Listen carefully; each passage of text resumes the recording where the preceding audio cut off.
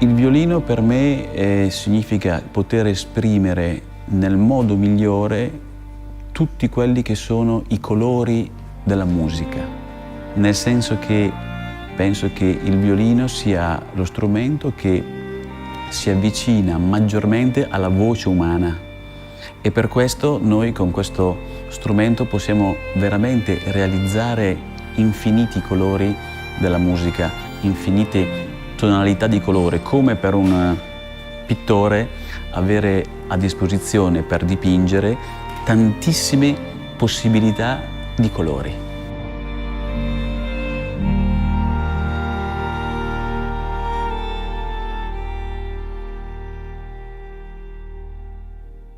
It all started about 5 years ago when two musicians from Cremona, Leo Tedeschi and Matteo Bersani, approached us and told us that the Museo del Violino would be open to a sampling session probably and record their instruments. Then over the course of 4 years I went there several times and we had a number of meetings, not only with the museum but also with the city of Cremona, with the Friends of Stradivari, to make this happen. Here at the Instruments we are kind of specialized in acoustic instruments, and there are not so many musical instruments names known to the broader public, but of course Stradivari is quite a name, and for us that was kind of heartfelt project, yes. Per me Stradivari significa molto perché appunto sono tanti anni che suono questi strumenti e avere uno Stradivari in mano vuol dire, e suonarlo, significa avere in mano un pezzo di storia della musica, avere un oggetto che ha una grande storia, che è stato suonato in passato da grandi violinisti, che ha uno strumento che ha viaggiato nel mondo e anche l'emozione di poterlo suonare ancora a Cremona, che è la città dove lo strumento è nato.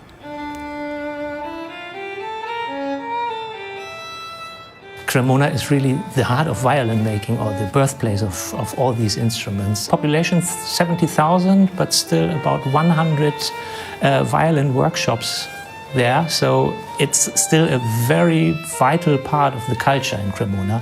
So it's not just the history, it's the daily life. So you see violins and violin shops all over the city. Sono stato coinvolto in questo progetto perché io già lavoravo in questo museo e perché abitualmente suono questi strumenti.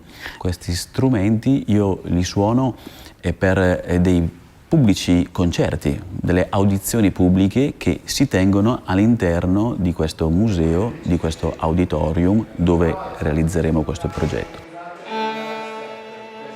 It was clear from the beginning that we wanted to record the instruments in this hall because that hall was actually built for these instruments by Yasuhisa Toyota, one of the most famous concert hall designers in the world. And it's a rather small concert hall, only 460 seats about. So it's really designed for chamber music, quartet, solo concerts, and it's fabulous how these instruments sound in exactly that hall. So it was absolutely clear, if we do it in that hall. Unfortunately, of course, it's in the center of the city, and there are 3 streets around, 2 of them with cobblestone, so the noise from the outside was quite a concern. And the mayor held a press conference and actually announced that this recording is going to happen, and he asked the people of Cremona to be quiet at that time.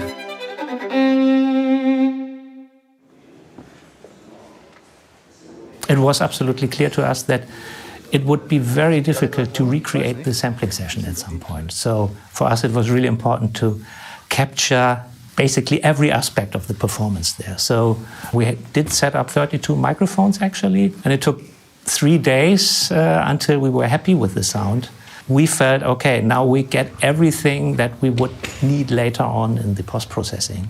And it was also clear that we don't want to stretch any samples, so each note of the violin should be sampled and recorded. So everything is chromatically sampled. It's the accurate representation of the instrument, which sometimes is quite uneven, but that's the character of the instrument, of course. These were what they felt were the most prestigious instruments of the exhibition, and the ones where the directors of the museum felt they should be ones to be kind of preserved. Of course, they are in very good shape because they have been taken care of. So there are 4 people full-time just maintaining these instruments. There always had to be an armed guard. So in the auditorium there were the musician and the guard, and that was it. If I think about that, I get almost scared. I get nervous, and you imagine that many things which never happened could happen, like it falls from you, you know. But if you let yourself go with thinking, you will not make it. Okay, so I'm faking. I'm playing a toy, you know, not a real Guarneri del Gesù or Stradivari violin. We had quite long recording days, so we did this in shifts. 1 instrument in the morning, then for 4 hours another instrument in the afternoon, and again 4 hours in the evening, so a total of 12 hours. One reason for that was especially the cello was a quite fragile instrument, and the Stradivari cello is also a kind of natural treasure to Italy, and it should not be played for longer than 4 hours per day. È uno strumento che è leggermente più grande della misura normale, quindi richiede qualche minuto di adattamento alla mano. Lo Stradivari è uno strumento magnifico che io stesso non mi aspettavo fosse così comunicativo col violoncellista. Of course, it is quite demanding for the musician, both physically and mentally, because the musicians had to play these chromatic lines normally and be as consistent as possible, and of course pay attention to the intonation, the expression, the volume, the dynamic. So it's quite a task actually. What I found quite amazing is how different they all sound, because we had the exact same setup there. The microphones of course did not move at all. The only thing that changed was the musician and the instrument, and it's amazing what a personality these instruments have. So they are very, very different actually, although they are violins. It was quite an amazing experience because everybody was so devoted to this project. At some point I felt it's kind of like a Stockholm syndrome. They really were so into this, just as us, and sometimes we heard a problem, sometimes they heard a problem, but it was never the case that it was just ignored. So if something was not perfect, somebody would always mention this. And everybody involved was very aware of the demand of this project. There was also the question whether we can really do these instruments justice with our sampling technology. Very early on in the preparation to the project, we discussed here internally that we would need some new technology actually to make this really work. And one thing is how to control the dynamic on a solo instrument. And with the strings ensemble or with the brass ensemble, you always have several players. And it's actually not so hard to blend through the different dynamics because there are always several instruments involved. But with a solo instrument, when you have a mezzo forte sample and a forte sample, and you have a crossfade at some point, and at that point you will hear 2 instruments. There's no way around it, basically. And the ear is quite sensitive to that, but we really wanted to achieve a seamless dynamic control. So what we actually had to develop for this project was a new way of phase alignment that would allow us to blend through these different dynamics without that kind of phasing. Not only with just one microphone signal, because we have 3 microphone signals, the close, the mid and the far signal. They are all in stereo. They all include the ambience of the auditorium. So in terms of technology, it was quite a challenge actually to develop that kind of thing. So, but it works very good, I think.